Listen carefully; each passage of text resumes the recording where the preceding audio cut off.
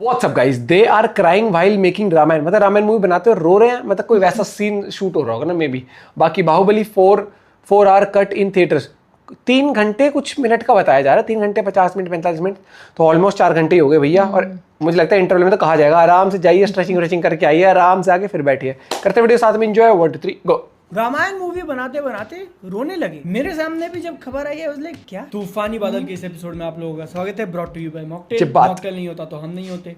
नितेश तिवारी जो रामायण मूवी बना रहे हैं उसके बारे में ये चीज जब पता चली, आई वाज वेरी क्यूरियस। और मैं जैसे गया ढूंढने के लिए तो मुझे मिलता है एक वीडियो, दोनों ही पार्ट के लिए गाने जो लिख रहे हैं। पहले एक ऐसी खबर आई थी कि पिक्चर के अंदर कोई भी एक गाना नहीं होगा, बल्कि सीन्स के चलते चलते, स्टोरी के चलते चलते पीछे बज रहा है, जैसा रामानंद सागर वाली रामायण टीवी सीरियल के अंदर दिखाया था। अब वो गानों को जो लिख रहे हैं कुमार विश्वास, उनकी एक वीडियो ट्विटर के ऊपर वायरल हो रही है, जिसमें उन्होंने खुद कहा है it's not speculation not guess, एकदम कंफर्म चीज की मूवी के अंदर वो वाला जो सीन था जिसमें राम जी की विदाई होगी वनवास के लिए, तो उस टाइम पे जो गाना ये लोग बना रहे थे ना, उसको बनाने में 7 दिन लगे, क्योंकि वो बन ही नहीं पा रहा था। और उसको बनाने में 3 लोगों का मेजर कंट्रीब्यूशन है, इनका खुद का, फिर AR रहमान और हांस जिमर जो कि म्यूजिक दे रहे हैं। उसी वीडियो के अंदर वो और भी कुछ कहते हैं कि मुझे पता नहीं था हांस जिमर कौन है। फिर मेरे फैमिली व्हाट्सएप ग्रुप में किसी एक भतीजे या कोई एक बच्चे ने कहा कि आप उनके साथ काम कर रहे हैं, हांस जिमर के साथ। इसी के साथ में कुमार विश्वास ये भी कहते हैं कि कैसे इस मूवी के ऊपर अलग अलग रिलीजन वाले लोग एक साथ मिलकर काम कर रहे हैं और वो रो रहे हैं, काम करते करते रो रहे हैं। एग्जैक्ट जो स्टेटमेंट है वो तुम अभी स्क्रीन के ऊपर देख सकते हो, पॉज करके रीड कर लेना, जिसको कुछ लोगों ने इंटरप्रेट किया कि 7 दिन में गाना बनके जब तैयार हुआ तो सब रोने लगे। मूवी के प्रोड्यूसर नमित मल्होत्रा इंटरव्यूज में ऐसी बातें बोल रहे हैं, वो सुन के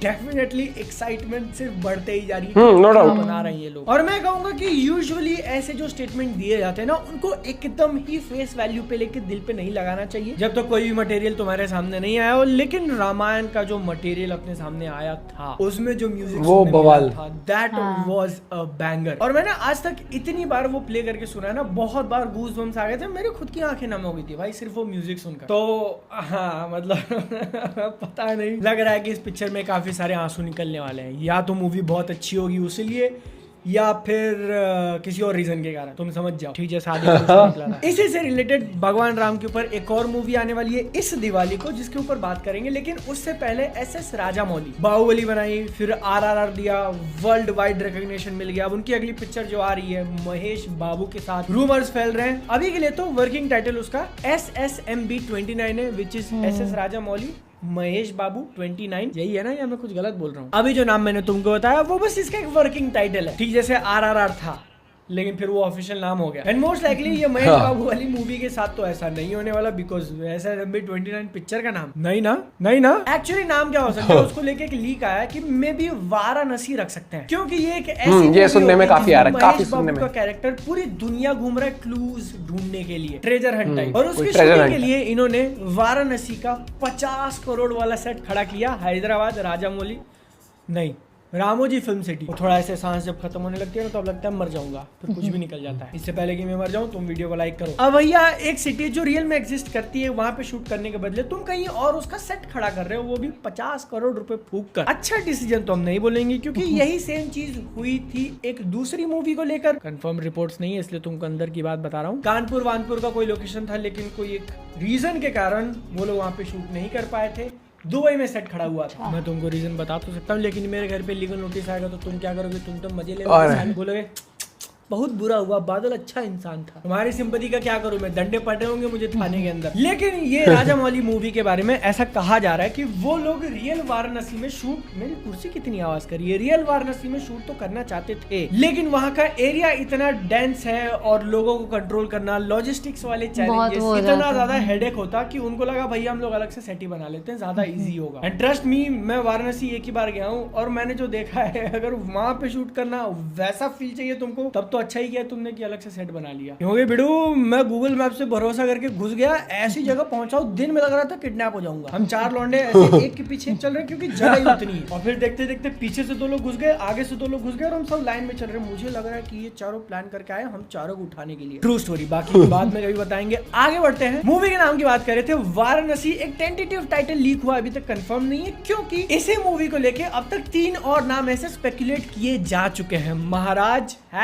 #ग्लोब ट्रॉटलर, सॉरी मैंने एक L ज्यादा एक्स्ट्रा लगा दिया, ग्लोब ट्रॉटर कैसे बोलते हैं यार इसको, ट्रॉटर, ग्लोब ट्रॉटर, पूरी दुनिया लाया जाने वाला। और तीसरा था जेन 63। एक्चुअल नाम क्या है किसी को नहीं पता। मूवी के बारे में कहा जा रहा है कि 16 नवंबर को कोई ऑफिशियल अपडेट आएगा, लेकिन मे बी अवतार वाला आएगा ना वो करने के लिए। राजा मौली सर का बर्थडे है, उस दिन भी कोई नई चीज गिर सकती है। जिस पब्लिकेशन ने इस रूमर को सबके सामने रखा है उनका ये भी कहना है कि मे बी इसका फर्स्ट लुक ऑफिशियल टाइटल के साथ लॉन्च हो सकता है by none other than James Cameron, जिन्होंने अवतार बनाई थी। और उस इवेंट में इन्होंने अगर गोविंदा को रख दिया तो मजा ही आ जाएगा। मैं तो कहता हूँ कि जेम्स भैया का लेफ्ट हैंड हो, गोविंदा सर का राइट हैंड हो, दोनों मिलके फीता काटे। ऐसा कैसे हो सकता है? अगर तुमको लग रहा था कि है बादल क्या फेंक रहा है, तो नहीं। इट इज स्पेकुलेटेड कि जेम्स कैमरॉन एक्चुअली नवंबर इंडिया आ सकते हैं उनकी आने वाली मूवी अवतार फायर एंड ऐश का प्रमोशन करने के लिए। और राजा मौली की जब RRR हॉलीवुड में इतना मचा रही थी तो जेम्स कैमरॉन को भी पसंद आई थी, उसने भी कुछ अच्छा बोला था। अमेरिका कहता था तुम होने पे आज हम कहते हैं क्या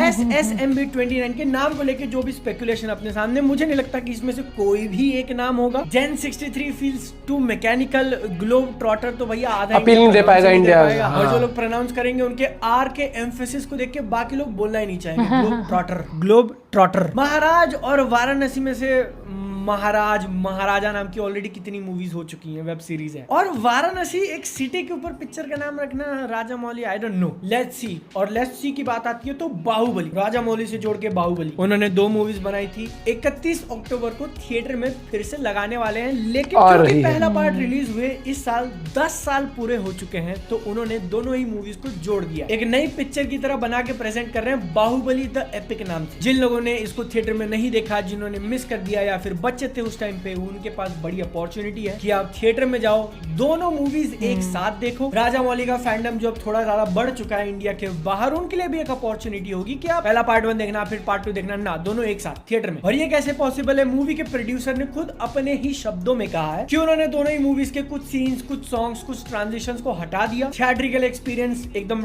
टाइट बनाया, जिसके कारण ओवरऑल मूवी का रन टाइम 3 घंटा 40 मिनट से 3 घंटा 42 मिनट हो सकता है, जिसमें से पहला हाफ, पहला इंटरवल कवर करेगा पहली मूवी को, कटप्पा बाहुबली को पनीर समझ के घोप देगा, फिर तुम जाना पॉपकॉर्न कहना, और दूसरी मूवी सेकंड हाफ में चलेगी। प्रोड्यूसर ने जिस इंटरव्यू में ये सारी बातें कही थी ना, उसका एक छोटा सा पोर्शन देखा मैंने और मेरे को काफी इंटरेस्टिंग चीज पता चली कि जब ये लोग बाहुबली पार्ट 1 शूट कर रहे थे तब से इनके दिमाग में था IMAX रिलीज। वो लोग गए IMAX वालों के पास, लेकिन क्योंकि उस टाइम पे इंडिया के अंदर इतना ज्यादा इंफ्रास्ट्रक्चर नहीं था, इतना अवेयरनेस नहीं थी, तो इसलिए IMAX के साइड से उतना इंथुजियास्टिक रिस्पॉन्स दिखा नहीं। और क्योंकि ये आज से 10, 12, 13 पता नहीं कितने साल पुरानी बात है, तो ऑब्वियसली IMAX सर्टिफाइड कैमरा से वो लोग शूट नहीं कर पाए। बट उस टाइम पे उन्होंने काफी इंपॉर्टेंट डिसीजन लिया कि हम लोग इस मूवी को IMAX के एस्पेक्ट रेशो में शूट करेंगे, जिसके कारण मूवी को अगर दिखाना हो तो एक्स्ट्रा सीन्स जो ऊपर नीचे ऐड होते हैं वो रहें। और भले ही कैमरा IMAX सर्टिफाइड नहीं था, लेकिन उसका रेजोल्यूशन मीट करता है स्टैंडर्ड को। इसी चीज के कारण बाहुबली